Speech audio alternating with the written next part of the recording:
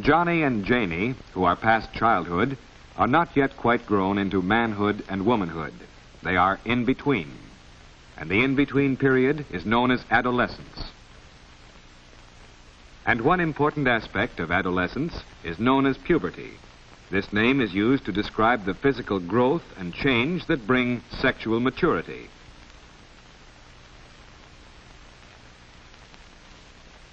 Let's see how puberty affects Johnny.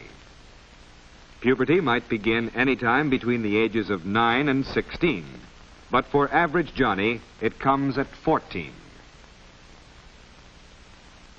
Puberty begins with a change in the functioning of certain endocrine glands or glands of internal secretion. Here's how. The pituitary gland at the base of the brain, which controls growth, begins to secrete in great quantity the growth hormone. The slow growth of late childhood takes a sudden spurt, and for about 3 years, the boy grows rapidly in height, weight, and strength. Shortly after the spurt in growth comes the secretion of a second hormone, the gonadotropic hormone. This brings about the appearance of the primary sex characteristics, which are directly related to reproduction. In boys, this means the increased development of the sex glands or gonads called the testes, and the genital organ, which is the penis. Here is a diagram of the male reproductive mechanism. The external glands, or testes, produce the spermatozoa, or sex cells, which are necessary for human reproduction. The sex cells mix with a fluid and pass through a long tube to the seminal vesicles, where they are stored. At the time of emission, the fluid carrying the sex cells passes the prostate gland, where a milky secretion is added to form semen. When these glands and organs are mature, spermatozoa are constantly being formed in the testes and stored ready for expulsion. Occasionally, they are released during sleep in nocturnal emissions.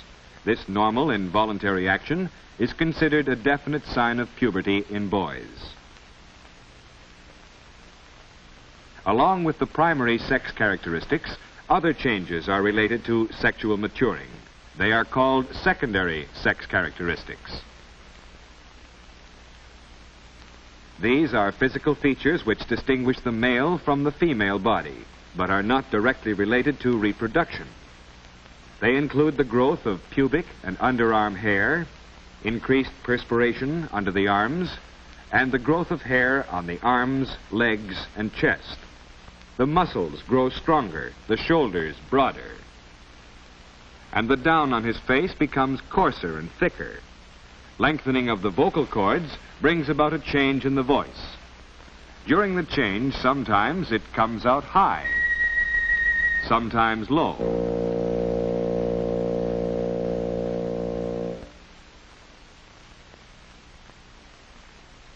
Let's review the changes that took place for Johnny during puberty. At about 14, he took a sudden growth spurt. Then he developed the primary sex characteristics. That is, his sex glands and genital organs developed, and he had nocturnal emissions of semen. And finally, the secondary sex characteristics appeared.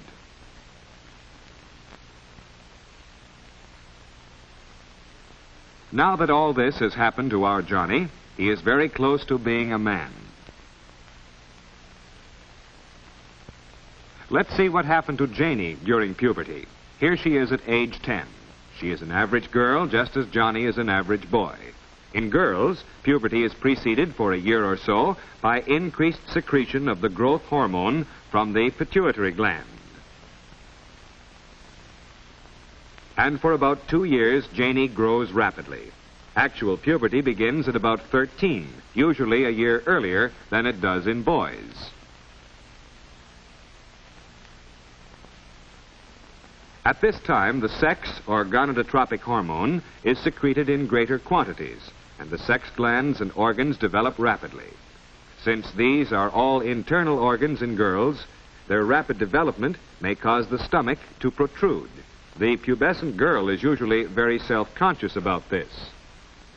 These are Janie's primary sex characteristics. Here is a diagram of the fully developed female reproductive mechanism.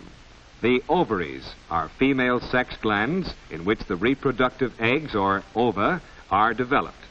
The fallopian tubes form the passage through which the mature ovum passes to the uterus, or womb. The vagina provides a passage from the uterus to the outside of the body.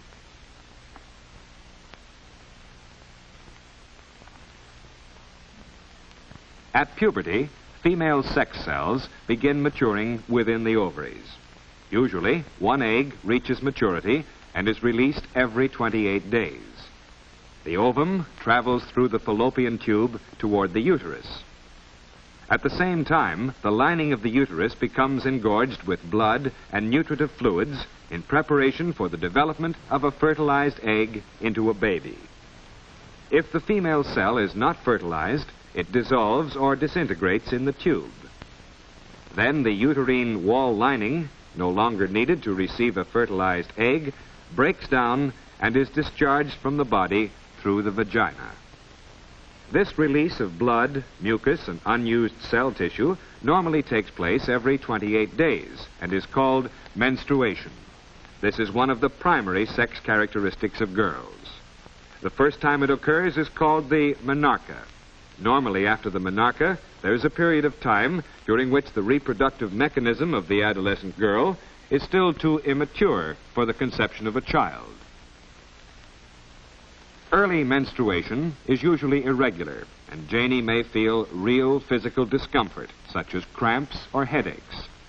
Changes in blood pressure at this time may make her nervous and irritable for a few days before and during each menstrual period. Later, when her glands and organs become mature and regular, physical discomfort will normally disappear. During the years of puberty, Janie develops the secondary sex characteristics of girls. From a flat-chested child, she becomes a curvaceous teenager. Her breasts fill out and her hips grow rounder and broader. Pubic and underarm hair grows. The texture of the skin changes slightly, and the tone and quality of the voice becomes lower and more melodious.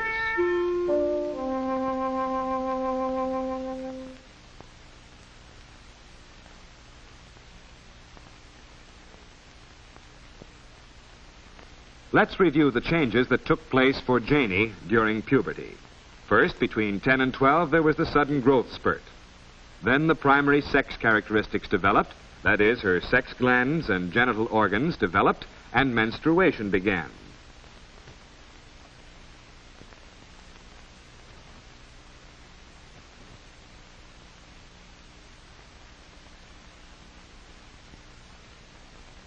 And finally, the secondary sex characteristics appeared.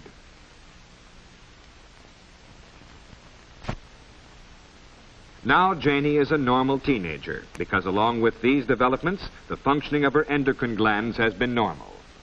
Once puberty has been accomplished, the sex glands secrete sex hormones. These slow down the secretion of the growth hormone by the pituitary gland, and the adolescent gradually stops growing. It is this balanced interaction of the sex and pituitary glands that brings about normal development. And this is important because if the functioning of the glands is not balanced, the adolescent may differ from others of the same age.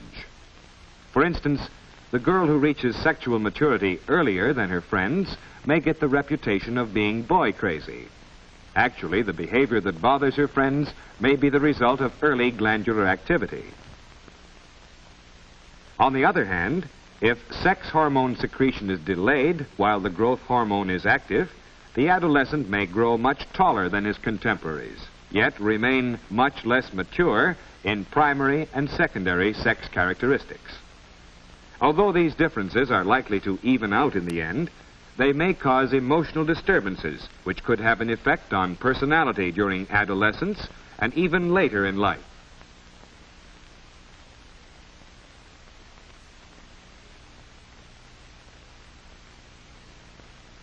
Johnny's glandular balance has been normal, but the rapid growth of his muscles gives him a great need for activity, both organized and unorganized, which gives him a feeling of strength and achievement.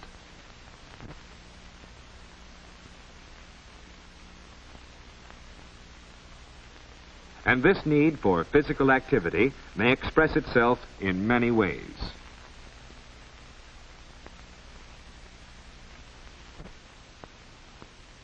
Another aspect of normal growth is nervous tension, which makes Johnny restless.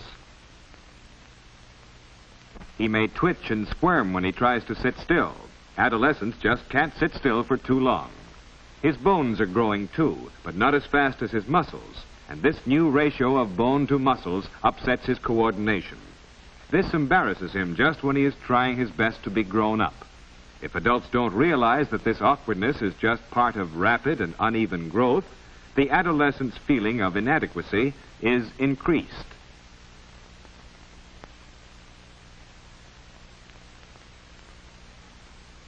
And Janie has problems too. Blemishes on her skin are a source of great unhappiness.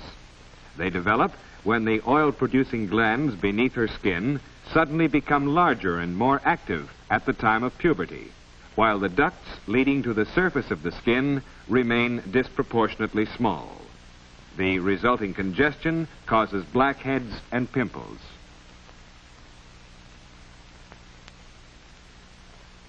Recognition of the cause of these blemishes usually will encourage cleanliness and attention to diet. But even if she has no blemishes, there is still a great adjustment for Janie to make.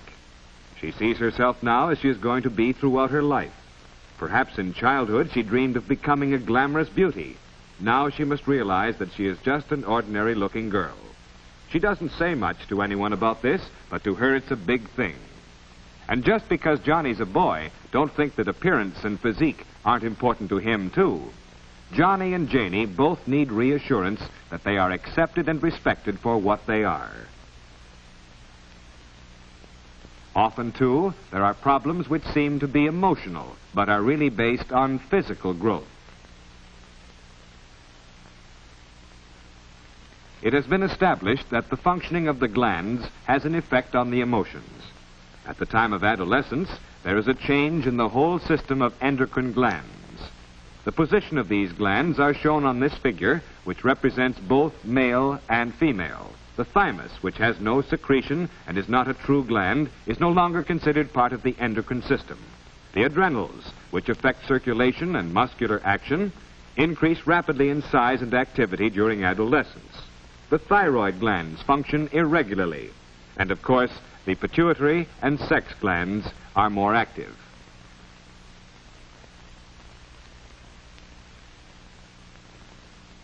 This gradual and irregular readjustment of the glandular system is almost certain to make Janie or Johnny nervous, excitable, and a little emotionally unstable.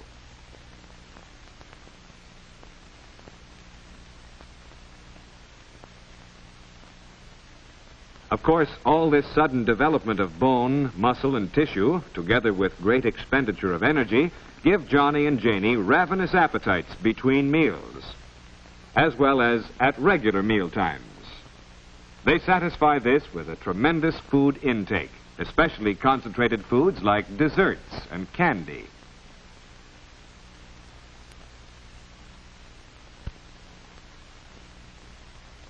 But because of all the physical and emotional stresses and strains, their appetites may be up one day and down the next. This may cause friction with Mom, who may be annoyed if her specially prepared meal is not appreciated.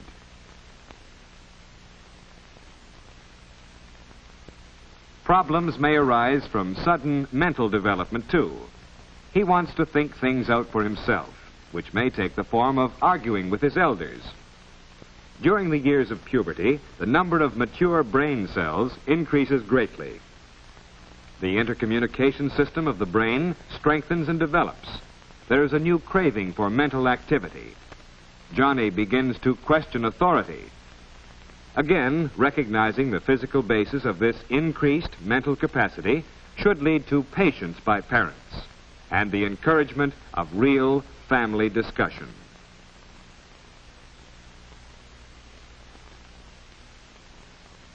We have seen that Johnny and Janie have developed great capacity for activity mentally, emotionally, and physically.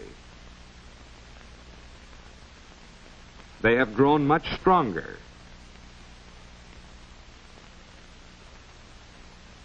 And they are able to do many things much better. Besides all this physical growth and activity, there is a sudden expansion of their social horizon. Their relationship with their friends is new and tremendously exciting. They are likely to carry some of their activities to excess.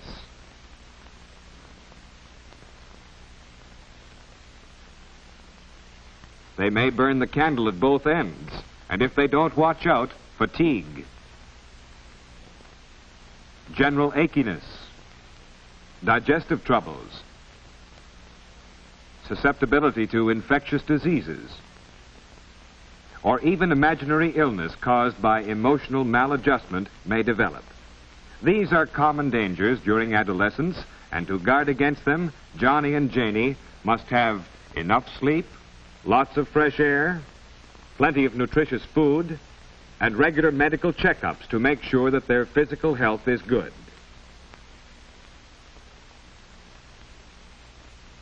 For we have seen that even with the best of health, there are many aspects of normal physical growth, especially during puberty, that may strongly influence social and emotional growth.